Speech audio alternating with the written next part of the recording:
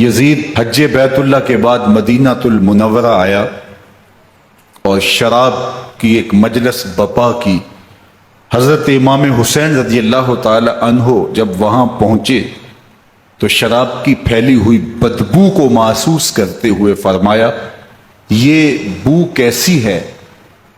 تو نشے میں دھت یزید بولا، یہ شام میں بنتی ہے، اور ایک جام منگوایا اور اس کو پیتے ہوئے دوسرا جام حضرت امام حسین رضی اللہ تعالی عنہ کی طرف بڑھاتے ہوئے کہا، ابا عبداللہ لیجئے۔ تو حضرت امام حسین رضی اللہ تعالی عنہ نے فرمایا، میں اس کی طرف دیکھتا بھی نہیں ہوں، اور پھر وہ عشقی اشعار پڑھنے لگا۔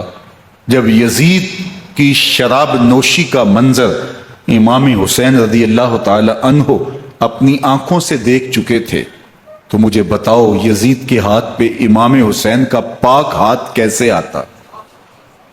حضرت امام حسین رضی اللہ تعالی عنہ جس ماحول میں پلے تھے، جس ماحول میں پرورش پائی تھی، جس ماحول میں رہے تھے، وہ پاکیزہ اور تقدس مآب ماحول تھا۔ اور یزید کبھی اطراف دمشق میں، کبھی غوطہ میں، کبھی الخزرہ محل میں، اور کبھی کہاں داد عیش دیتا رہا اور لہو و لعب کے اندر مصروف رہا، اور اس کی زندگی ان چیزوں سے عبارت تھی۔ وہ محرمات کو حلال قرار دیتا، شراب نوشی اس کی ہڈیوں میں رچی ہوئی تھی، اور شریعت بیضا کا مذاق اڑایا کرتا، اور حسین ابن علی رضی اللہ تعالی عنہ کی دوستیاں جن لوگوں سے تھی وہ عبداللہ ابن عباس تھے، عبداللہ ابن عمر تھے، حضرت عبد الرحمن بن ابو بکر رضی اللہ تعالی عنہ تھے۔ یزید تو جوا کھیلتا رہا، یزید تو قمار بازی کرتا رہا، یزید تو شراب نوشی کرتا رہا، اور حسین ابن علی مسجد نبوی کے منبر میں حضور کے پہلوؤں میں بیٹھتے رہے۔ اللہ اکبر! حسین کے لیے پیغمبر کے سجدوں کو طول دیا جا رہا ہے۔ حضرت سیدہ فاطمہ الزہرا رضی اللہ تعالی عنہ کے گھر کے قریب سے گزرے تو حضرت امام حسین کے رونے کی آواز آ رہی تھی، تو آقا کریم علیہ السلام نے فرمایا کہ فاطمہ حسین کو چپ کرواؤ، الا تعلمی ان بقاءہ یوزینی، تو جانتی نہیں حسین کا رونا مجھے دکھ دیتا ہے۔ حسین ابن علی کو حضور رونے نہیں دیتے تھے، ان کو دکھی نہیں ہونے دیتے تھے، کیونکہ رسول اللہ صلی اللہ علیہ وسلم جانتے تھے کہ یہ کتنے دکھ سہے گا، کتنی تکلیفوں سے گزرے گا اور کتنے مصائب سہے گا۔ زمانے نے وہ گھڑیاں بھی دیکھی کہ حضرت حذیفہ بن یمان رضی اللہ تعالیٰ عنہ فرماتے ہیں کہ میں حضور کی خدمت میں نماز مغرب کی ادائیگی کے لیے حاضر ہوا، اور میں نے یہ اجازت خاص طور پہ اپنی ماں سے اس شرط پہ لی تھی کہ امی آپ مجھے اجازت دیں، میں حضور کی خدمت میں حاضر ہوتا ہوں، مغرب کی نماز بھی ادا کروں گا، اور پھر حضور سے عرض کروں گا حضور میرے لیے اور میری ماں کے لیے بخشش کی دعا کر دیجئے۔